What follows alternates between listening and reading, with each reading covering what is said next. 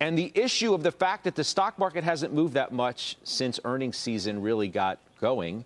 Jonathan Krinsky is with us now. He's, of course, the technician with Crest, says that's not a good sign.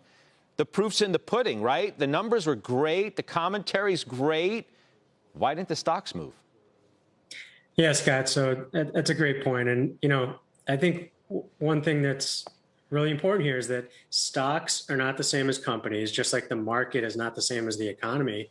And if we go back to March of last year when the market bottomed, think of how bad the news was. Think of how bad the news was going to continue to get. And yet the stocks had already reflected that and they moved higher from that point. So I think we're in a bit of almost the opposite now. Things are great. They may continue to get a little better even from here on a fundamental basis on the macro front. But stocks are smarter than that.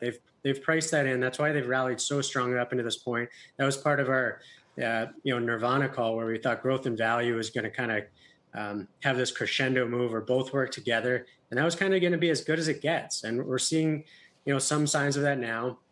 We've seen some of the speculative long duration parts of the market like IPOs and SPACs and clean energy. A lot of those areas of the market peaked in January, February. And a lot of those single names by our work are probably never, or I shouldn't say never, are not going to be back to those peaks for a number of years.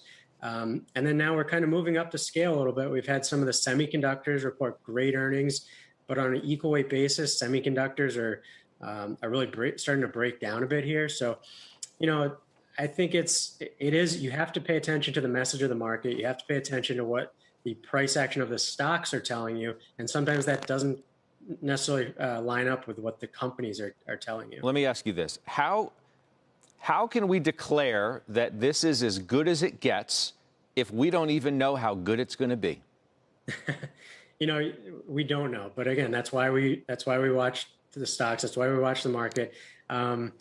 We're seeing the market speaking, and some of these tech names are speaking, and they're not reacting great to earnings. Now, some of them are fine, right? Let's give it a little more time. Names like Facebook and Google, even Amazon last Thursday, they haven't really made material weakness off their earnings prints. They're just not rewarding you much for those blowout earnings. So I think you could argue that we don't know enough yet, but I think when you start looking at some of the semi names, some of the more high growth software names, these are not the type of moves that you would expect from a new sustained uptrend.